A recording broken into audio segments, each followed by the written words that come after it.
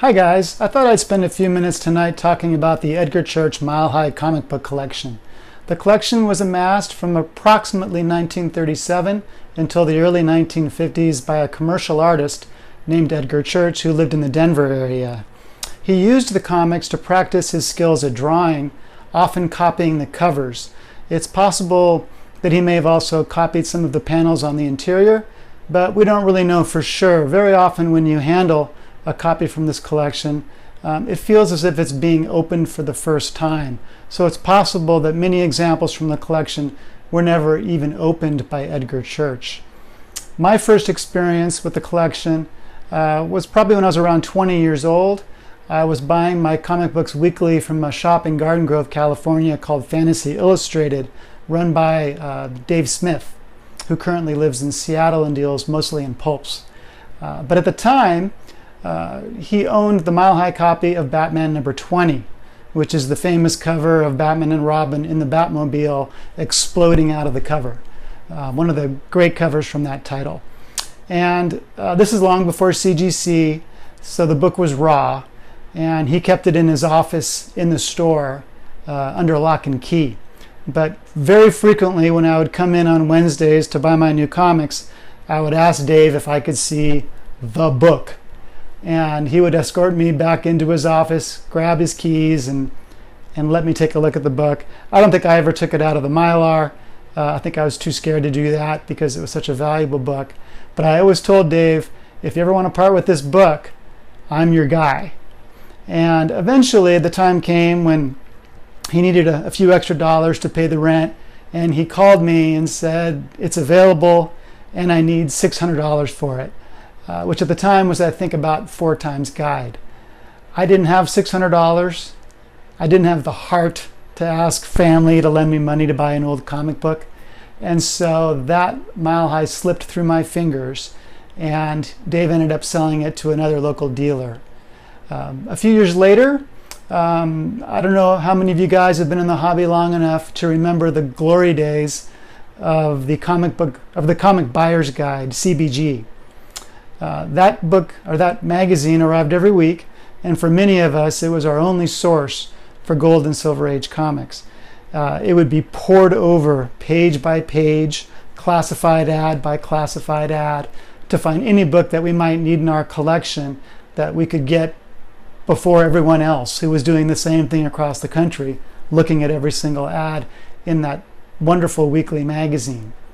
Well, on this day, again, probably 20 years ago, 25 years ago, there was an ad from a gentleman from Chicago. I believe his name was Ray Belden, and he was advertising some Mile High books.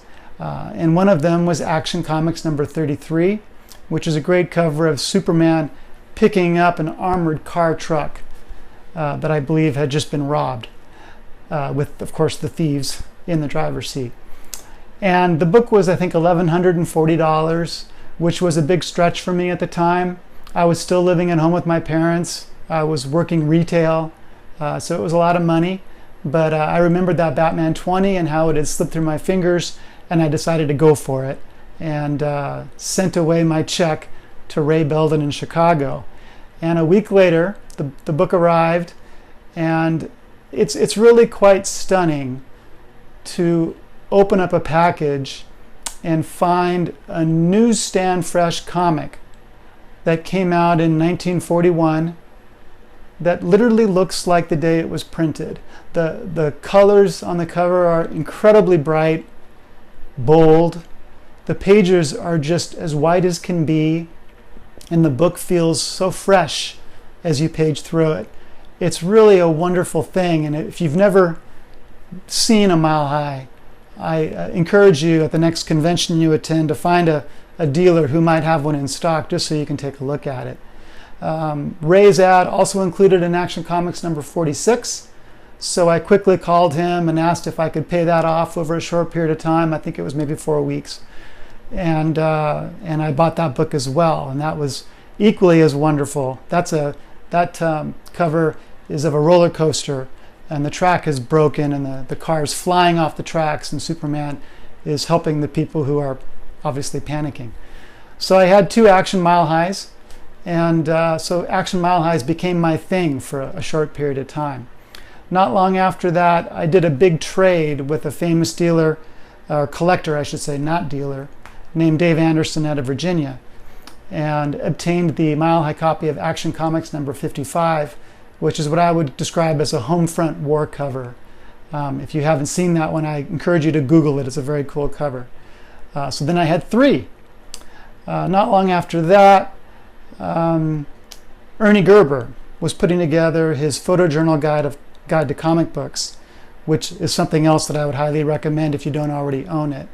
And after he had completed those books, he started to sell off a lot of comics. Apparently he had bought comics from the Mile High collection simply to photograph them, and now he was selling them off. And so from him I purchased the Action 86 and 87 Mile High copies, which were also really wonderful books, which brought me to 5 Action Mile Highs, and I was on a roll. Over the years I picked up others. Captain Midnight was a title that I liked because they were nice war covers, but they were extremely affordable compared to some of the DC titles. So I believe I owned the Mile High copies of Captain Midnight 6, 11, and 21, all of which are war covers. I also picked up, as you can see behind me here, National Comics number 30 and Sensation Comics number 58. These are recent acquisitions in the last year or two. I always like to have at least one Mile High in my collection so that I can remember what a newsstand fresh comic book looks like. They truly are a wonder to behold. Some people think that there are select issues where the San Francisco copy, also known as the Riley copy, might be better of some issues, or the Allentown copy. Other pedigrees will have select issues that are nicer than perhaps the Mile High copy is. But overall, those collections are much smaller than the Mile High collection is, which again consisted of about 18,000 books. So generally, if you own the Mile High copy of a book, you probably own the nicest copy on the planet. And for a collector, that's fun. Whether it's something like you see here, a more prominent book like a Superman or a Batman, action detective, a timely Marvel mystery or Captain America. But it's also to collect some of the lesser titles. You know, later issues of Master Comics are not very expensive, or the Captain Midnights that I mentioned earlier. But to have one in your collection, I think, is a real feather in your cap and something that can be enjoyed for years and years. So that's my experience with the Mile High collection. I hope to own more of them over the years, but it's been a real pleasure to own the ones that I've had in the past decade or two. I hope you enjoyed the video, guys. I hope you'll like the video, subscribe to my channel, and thanks again for taking a look.